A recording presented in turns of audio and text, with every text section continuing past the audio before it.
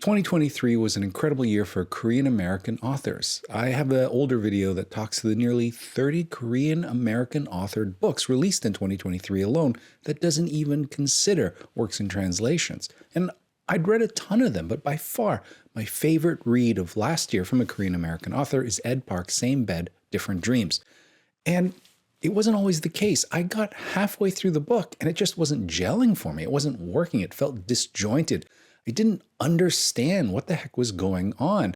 And I think it was led astray because of some copy that said this was an alternate history of Korea. And you have the cover with Korea of the past and this sort of future landscape. So I thought it was all fictionalized. And I was trying to work how these little tidbits of history connected to the larger picture and exactly what it was hinting at and how they would actually work together. And turns out I was reading it all wrong. And it seems like such a small little shift, but it had a profound impact because I realized, I think it was something that I was reading online, that the facts that are shared in the third of the story, in the segment where you see these little tidbits of Korean history, actually did happen. The Korean Provisional Government, the Cut Finger Club, the assassinations, the talking with presidents, the sort of distributed network across the world and in the United States, all of it actually did happen. And so reading it again, it was like I was taught how to read it from the very first page, which just asks, what is history? And this sort of interconnected bits of coincidence that congeal into this larger whole is really the heart of the story itself. History is fluid. It's open to interpretation. It requires context and storytelling. But if there's anything that Same Bed, Different Dreams reminds me is that history is wild. And I know it's not a uniquely Korean thing, but sometimes it does feel a little bit that way, especially when I think about my folks. And again, these are stories that have been pieced together over a lifetime. My folks are notoriously tight-lipped about their past, and they don't talk about it at all, even with direct prompting. So you can only sort of extract little tidbits at a time to create a larger story, a larger narrative. And it feels very much like what happens within the book itself. My mom lived in Korea, obviously born and raised there, but she lost her brother to the Korean War. He'd been depressed for quite some time, and one day she went into his room to find a note that he had left behind on his bed that pretty well said that he'd had enough. He couldn't go on, that this would be the last that anyone would see of him. And certainly that was the case. He disappeared. Whether he was killed during the war or simply died by suicide, it was not really clear. But, when the weeks turned into months, it was pretty evident that he was not coming back.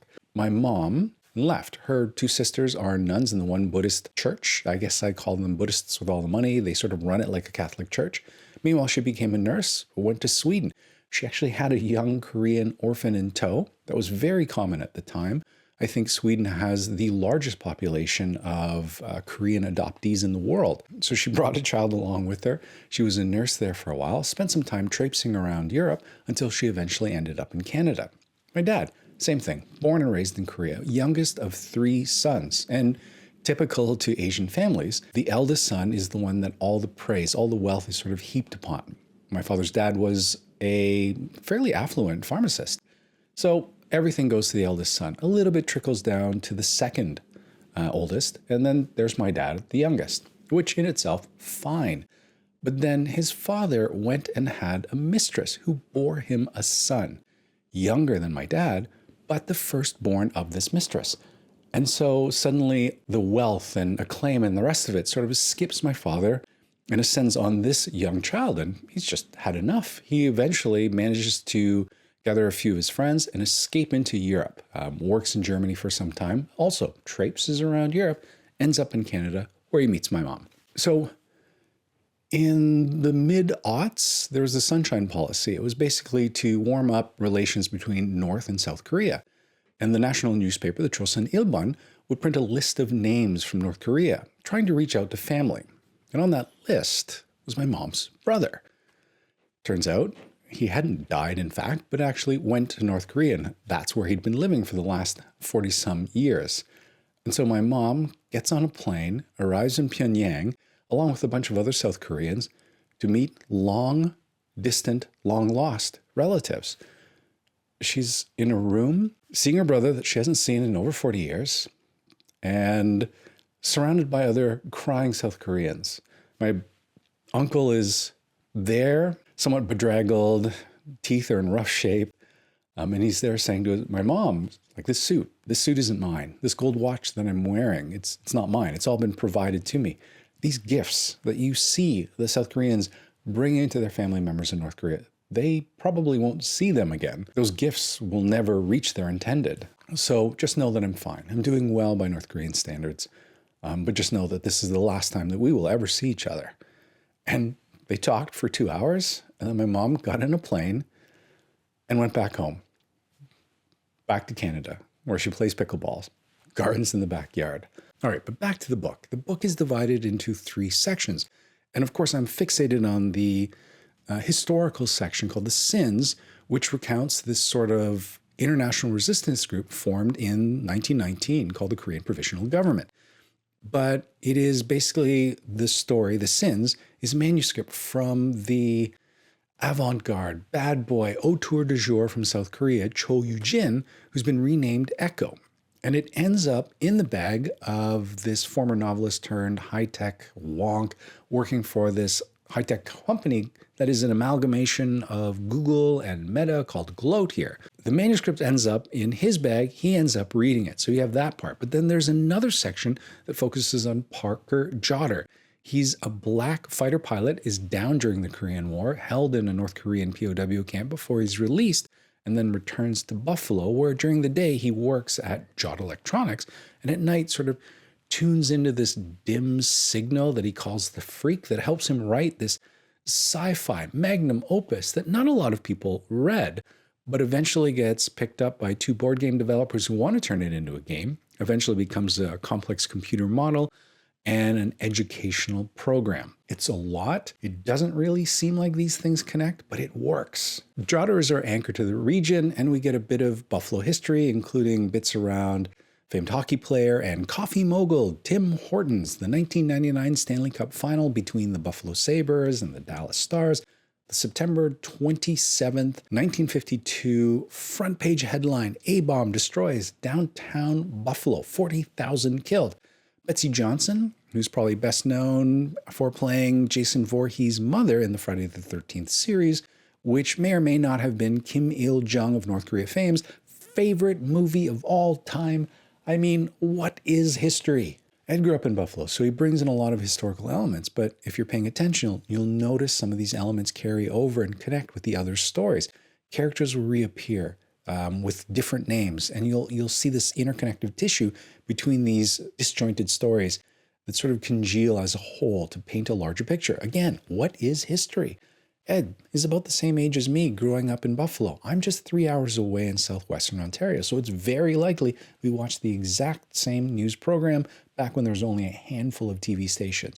The family would sit down and watch Eyewitness News with Irv Weinstein, where he'd talk about a shooting in Cheektowaga, traffic in North Tonawanda, and a robbery in Lackawanna. And then there was Tom Jones, the weatherman, who on weekends would don this weird pseudo spacesuit and introduce the morning cartoons to us kids. I loved Commander Tom, but looking back in hindsight, I imagine him as a sort of Ron Burgundy anchorman figure. So after the set had finished, he'd be off to the side, smoking his Camel filters, flirting with the makeup girl. Tom and Irv, along with Rick Azar, would represent the longest tenured anchor team in American history. All right, so I've veered way off from talking about the book itself, and now I'm just reminiscing about, I don't know, old TV cable news broadcasts. I apologize. I feel like I'm just this old guy berating the grandkids about some rando facts before I'm wheeled out back to gum on some porridge. So I apologize. All right, same bed, different dreams. Loved the book. It's a wildly maximalist novel that feels a little disjointed at the beginning, but stick with it. I promise it does resolve to paint a larger picture as a whole. So anyway, that's it for me this week. I'd like to say that I've been asked once again to participate in the Fold Festival of Literary Diversity at the end of April, beginning of May. I'm sitting on a virtual panel called The Business of Book Influencers, I guess representing the wildly viral and popular segment of Asians over 50 who happen to read books. I don't know, maybe I'm going to need to start a TikTok in the interim to justify my presence on this panel. I am so curious to see who else they have on this to maybe justify the amount of interest, hopefully, that this will generate. Hope to reach out and chat with them. We'll see. I've also been asked to moderate a panel of authors, 3 authors that include Kazim Ali, Balsam Karan, and Christine Estema, which I have to admit I am wildly nervous about. I've only done some preliminary research and I'm not finding a lot of connective tissue between these 3 different authors, but I have a lot of time to do my research, read the books, and see if I can't come up with something. But in the meantime, help me out here. Please point me in the direction of author panels that you've seen that have been done well. I've been to my fair share, and oftentimes I find them kind of stilted and flat. I mean, it's not easy to get different authors to talk about their work. They all approach it in different ways. They're all at different levels of comfort talking about their work. And for the audience, oftentimes they'll recognize one of the authors in the panel, but not the other 2. So you have to educate them on that, but still keep it interesting for everyone. Anyway, there's lots and lots of ways that this can go poorly, so I'd love to see examples where this has gone well. And I know a lot of it can be serendipity and just right place, right time, right vibes. But gosh, I still think that there is a bit of an art to doing it well, and I would appreciate some help if you can point me in the right direction. All right, so that's it for me this week. I don't know when I'm going to be chatting with you again, but hopefully soon. In the meantime, have a great week or so of reading, and we'll talk to you again soon. Bye.